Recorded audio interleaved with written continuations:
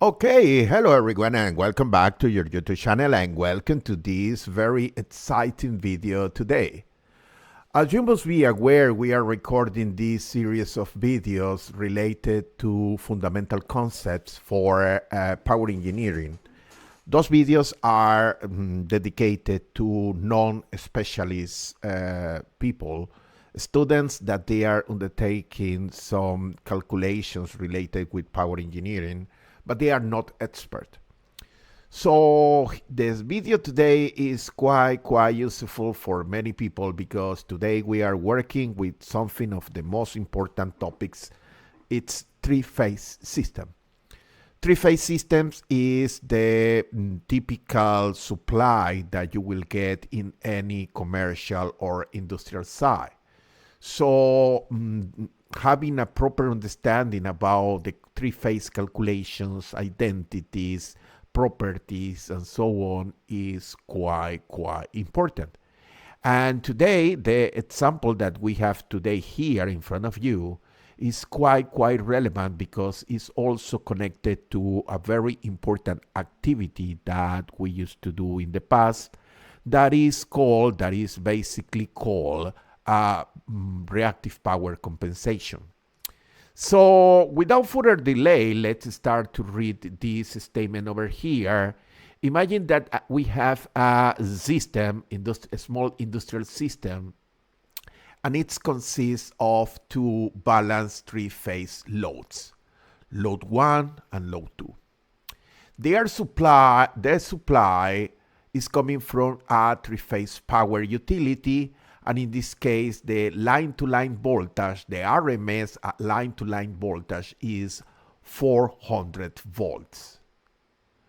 We know that the frequency of this system, the frequency of the AC signal is provided at 50 Hertz, and that situation is depicted over here. You can see that we have three lines, A, B, C, and those three lines over there, A, B, C, you can identify that the voltage line to line is presented over here, 400 volts, okay, between A and B. We have a three-phase load over here, load 1, that is basically an impedance, constant impedance, 30 ohm and 40 J, that is the inductive reactance, and this is a per phase representation. On the other hand, we know the three-phase power that is consumed by the load number 2. You can see over here that the three-phase load is drawing a 48 kilowatts with a power factor 0.8 lagging power factor. So the first question is quite interesting. Calculate the total apparent power, of course, in volt amps. And in this case, we want the per phase quantity, but for the combined load. In other words, if we have here the utility measurement point, or this is the point to interconnect to the utility where the meters are located, what we want to know is the apparent power per phase that is consumed over here. Question B is quite relevant. Question B is quite relevant because time to time we have loads and the power factor of those loads is a bit, I will say, not so good as we wish.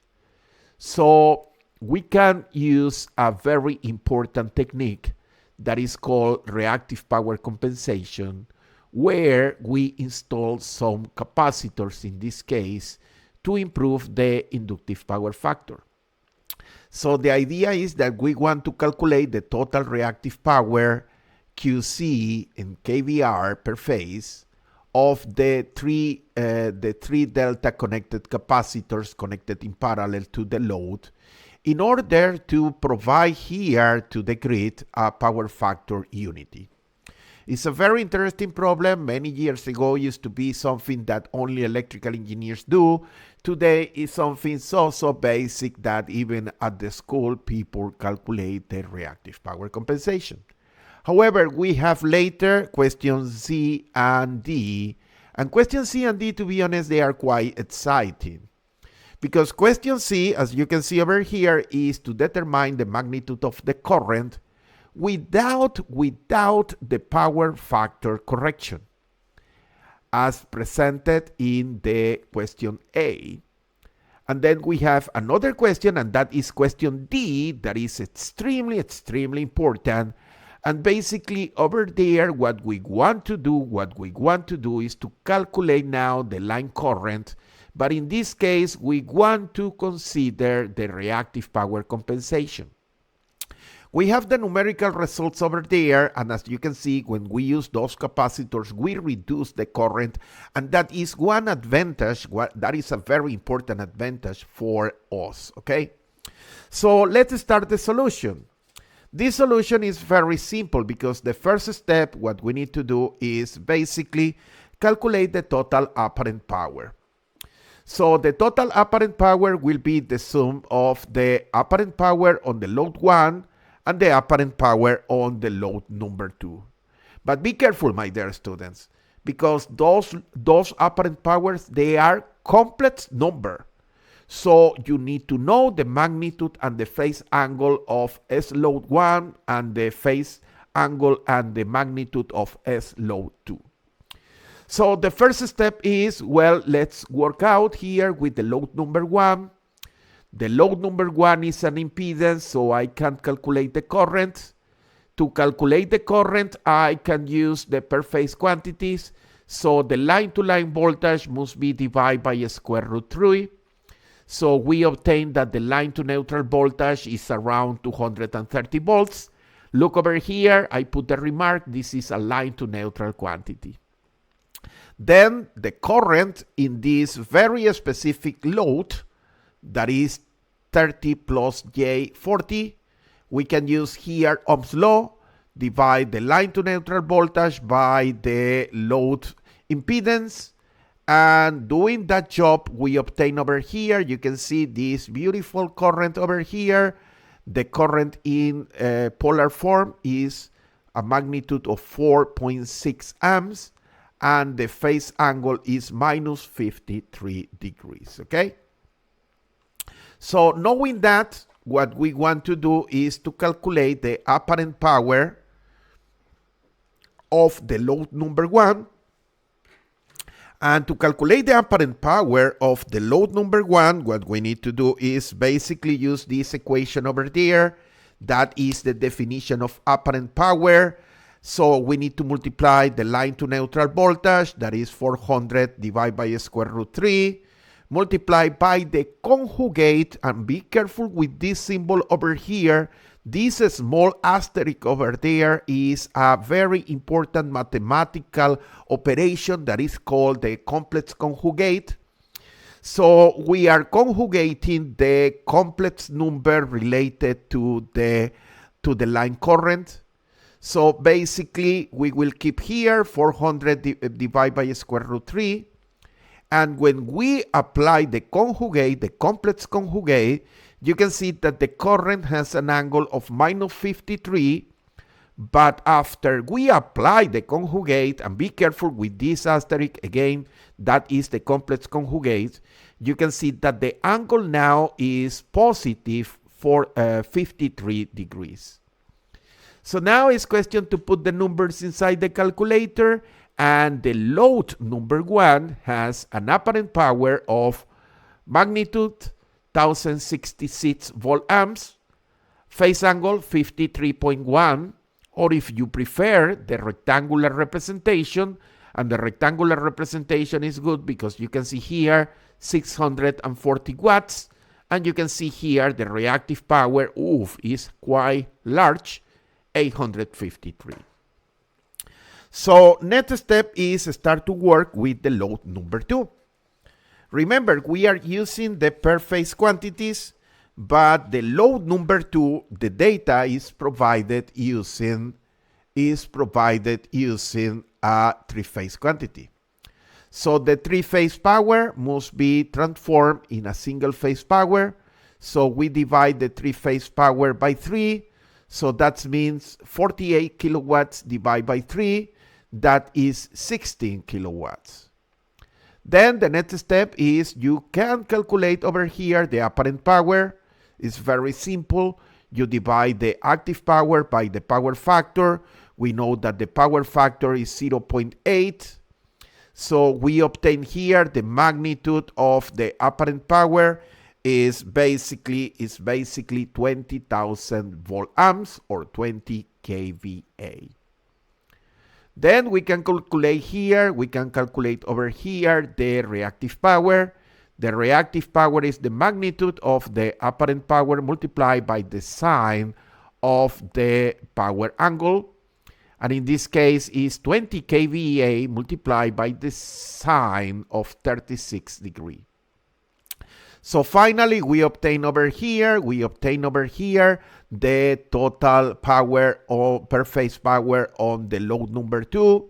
You can see that the magnitude is 20,000 volt amps or 20 kVA, and the phase angle is 36, okay? So finally, we can obtain the equivalent load. Now it's time for the equivalent load.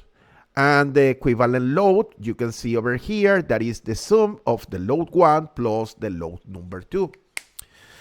So we already know the value of the apparent power 1 and the apparent power 2. It's question of using a calculator. And over here, what is important, you can see that the total apparent power is 21.026 kVA, and the angle is 37, okay? So in other words, look over here, we have this beautiful triangle. This is the representation, this is the power triangle. So you can see that the reactive power over here is 12.8 kVAR. Sorry, there is a 0 over here that not supposed to be. Is 16,600 watts. And here we have the magnitude of the apparent power. This is 21.026 kVA. The angle, you can see here the angle, 37 degrees. No? So the next part of this question is quite exciting. Because if you look over here, the power factor of the total load, the power factor is 0.79. It's a very low power factor, and that power factor is coming from this reactive power, inductive reactive power. So we want to we want to improve the power factor. So what we want to do is improve the power factor to 1. So in reality, what we will do is the following. This blue line, this blue arrow over here is indicating the total reactive power, and this is inductive reactive power. So if I install in parallel a capacitor, the capacitor is having negative reactive power. So positive with negative, they can compensate. So when we have power factor 1, the reactive power consumption should be 0. So without any calculation, to reach a reactive power, a power factor 1, what I need to do is install a capacitor that can sell this reactive power over here. So without any calculation, I need a red arrow of the same size of this blue arrow, and that blue arrow is 12.853 kVAR. However, if you need to modify the power factor to another value, not necessarily unity, so what you need to do is use this very exciting equation over here. That equation says that the reactive power that you need to compensate the power factor from old to new is basically the active power multiplied by the tan of the old power angle minus the tan of the new angle. In this case, because we want power factor 1, this is the tan of 0 degree. So we obtain a solution over there. You can see the solution. The solution is quite exciting. It is the same reactive power that I was talking about. Okay. So now we have here the value for those reactive power compensators. That is the idea. And what we will do is basically, let's calculate the power, let's calculate, the current, line current, that is used in this very specific condition when we have reactive power correction. So if you look over here, the magnitude of the current is the magnitude of the apparent power divided by the line to neutral voltage. If we don't have reactive power, the apparent power is 16,600 volt amps. So dividing by square root 3, voila, we have the current with the capacitors over here with the power factor correction. You can see that the current is 72.05 amps. But if we calculate the current, without the power factor correction, so it will be the original apparent power 21,026 divided by square root 3, so we obtain 91.04 amps. What is the interesting part? I believe that everyone in this video, they can see that the current is decreased from 91 when you don't have any power correction. You reduce the current to 72.05.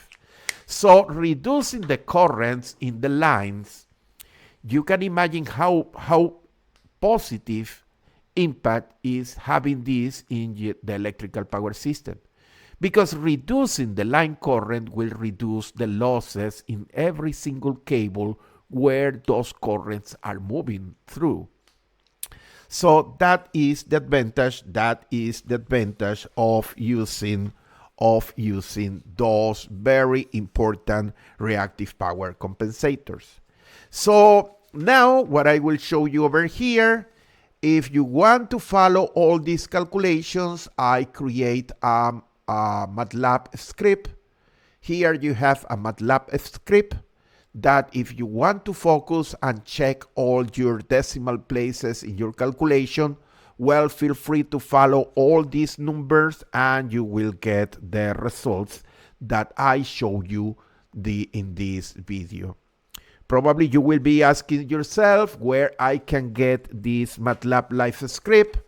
As usual, you must remember that I have this GitHub repository. I have a GitHub repository that is basically github.com/fglongatt. You can go over there and you can download the MATLAB script. Also, finally, I want to tell you this video has been recorded in 2025. However, this is a very, very old example that I created probably 2006, 2007. And now you have this video for you, okay? So please, I hope you enjoy this very interesting video. It's a very simple and very useful application. I believe you will find this video useful. If that is true, please leave a like over there. But also, if you find extremely useful this video and you want to keep the track about the videos that we are recording and also be part of the community receiving emails and more information, please subscribe to the YouTube channel and you will get access to more information and also you will be updated more frequently. So this is the end of this video and now it's time to tell you my usual bye. Bye now.